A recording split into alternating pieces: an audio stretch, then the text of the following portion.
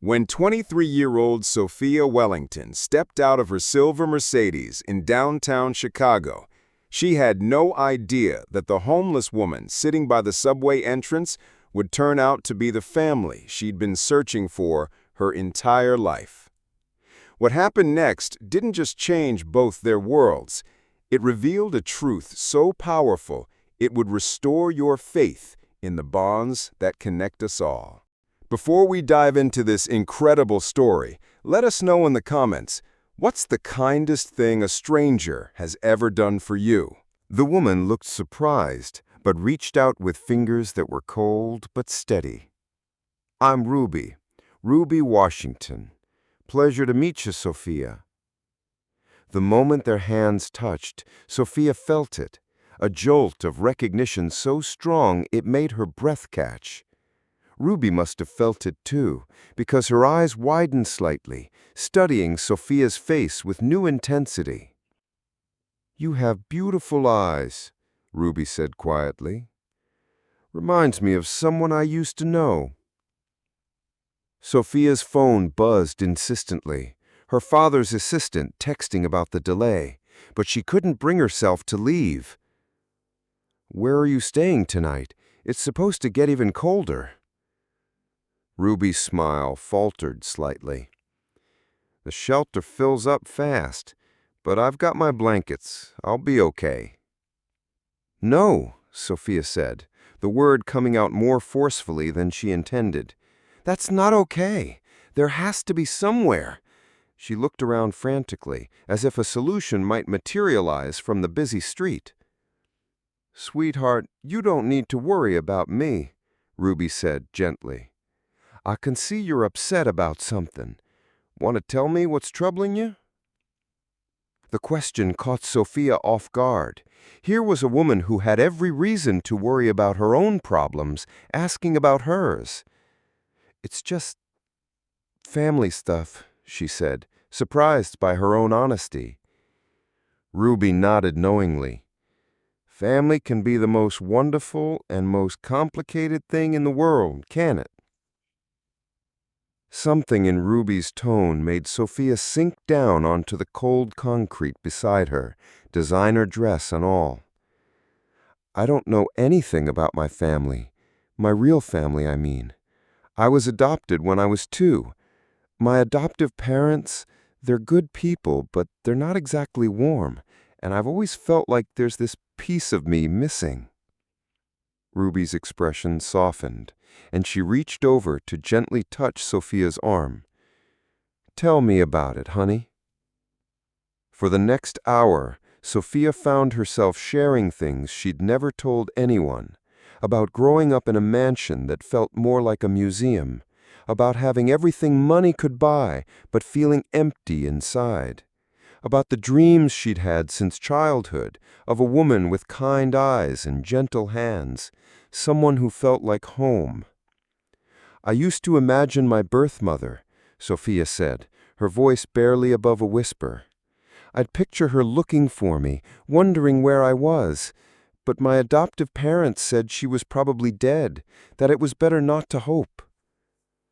Ruby's eyes filled with tears, but she blinked them back quickly. Sometimes the people we love are closer than we think, she said quietly. As the evening grew darker, Sophia made a decision that would have shocked her father. Ruby, I have an idea. There's a hotel just a few blocks from here. Let me get you a room for the night, and maybe we could have dinner? I mean, if you want to. Ruby looked at her with such gratitude that Sophia's heart ached. You don't have to do that, sweetheart. I want to, Sophia said, and she meant it. I really want to. They walked slowly to the Marriott, Sophia matching Ruby's careful pace. In the warm lobby, she booked a suite and handed Ruby the key. Take a shower, rest up. I'll pick you up at 7 a.m. tomorrow morning for breakfast. Ruby nodded, still looking stunned. Why are you doing this for me? Sophia thought about it for a moment. Because you're the first person in a long time who asked me how I was feeling instead of what I was accomplishing." The next morning, Sophia arrived at the hotel to find Ruby waiting in the lobby, cleaned up and wearing a simple but dignified dress that someone at the hotel had helped her find. She looked beautiful, and more importantly, she looked comfortable in her own skin in a way that Sophia envied.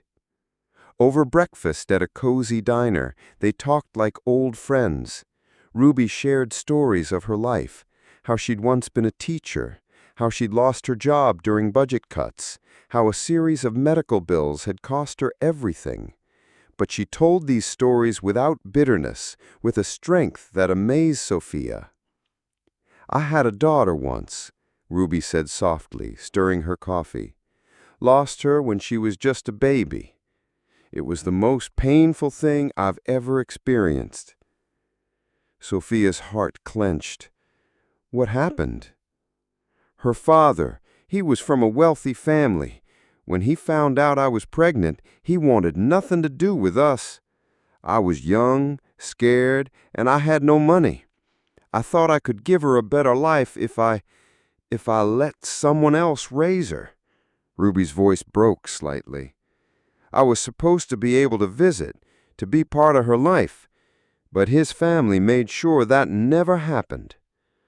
"Ruby," Sophia whispered, reaching across the table to take her hand. "I've regretted it every day since then. I've wondered if she was happy, if she knew I loved her, if she ever thought about me. I used to dream about finding her, but I figured she was better off without me." Sophia's mind was racing. The timeline fit, the age was right, and those eyes, those warm, familiar eyes. "Ruby, what was your daughter's name?"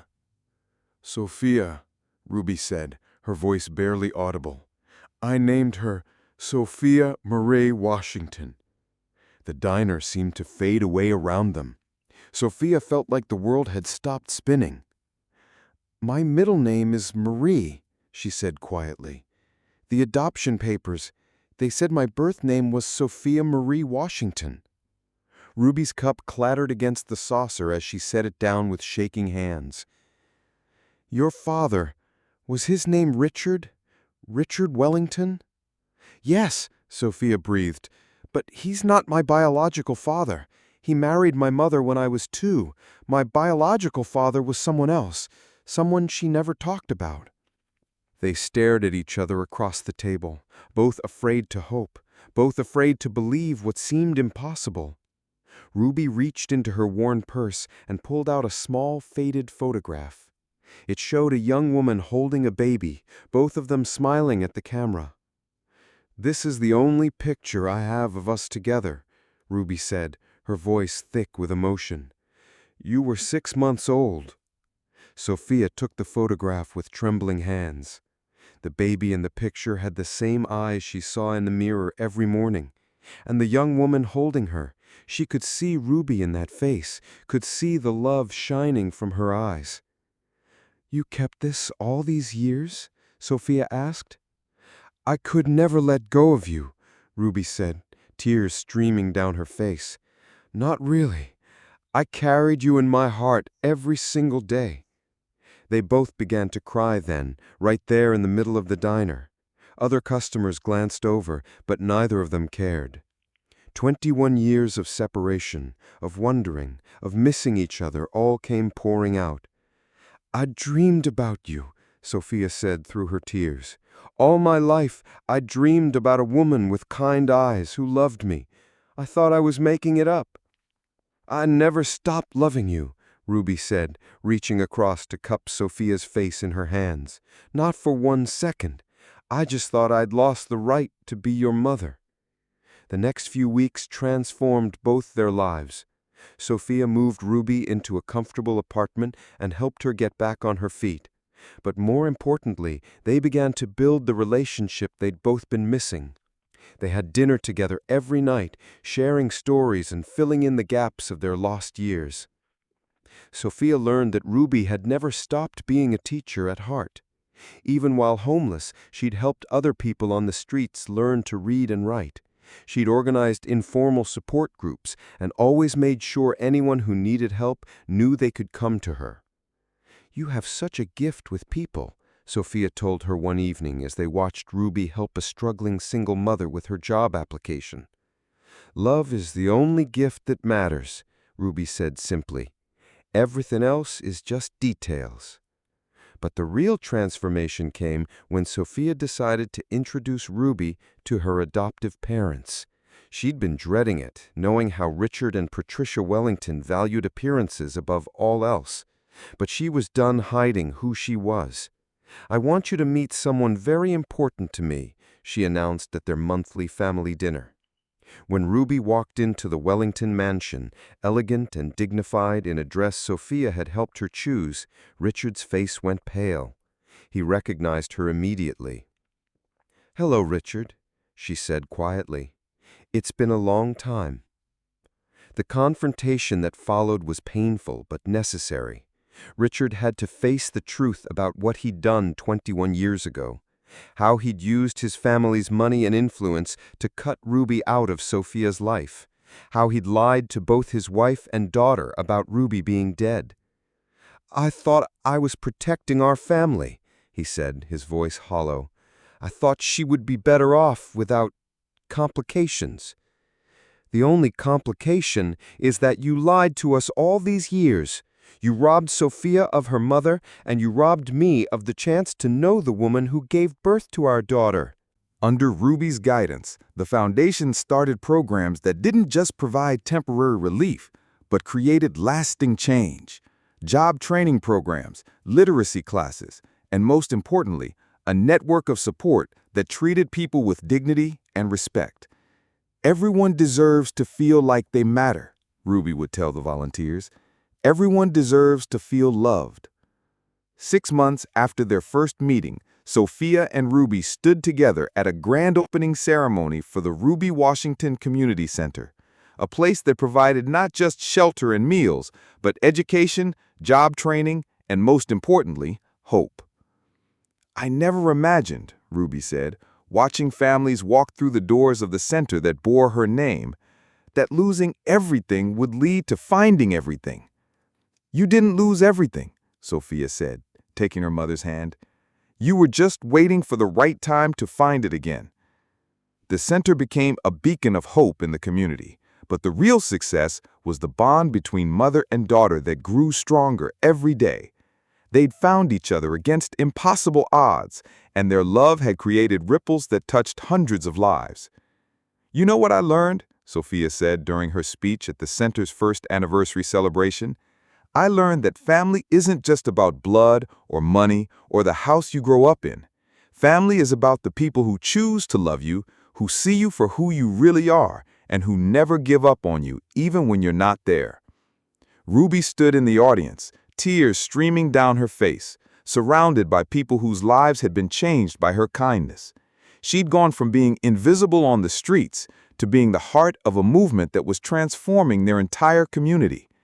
"The greatest gift we can give each other," Ruby said when she took the microphone, "is the gift of seeing each other's worth. Sophia saw mine when the whole world had convinced me I was worthless. And in seeing my worth, she helped me remember who I really was." As the celebration continued around them, Sophia and Ruby stood together watching children play in the community garden they'd created behind the center. These kids would grow up knowing they were valued, knowing they had support, knowing they had a place where they belonged. "Do you think we would have found each other if I hadn't been late that night?" Sophia asked. Ruby smiled, the same warm smile that had stopped Sophia in her tracks that first evening. "I think love always finds a way, sweetheart. It just took us a little longer than most." They stood there in comfortable silence, mother and daughter, watching the sun set over the community they'd built together. A community founded on the simple truth that everyone deserves love, everyone deserves dignity, and everyone deserves a chance to come home.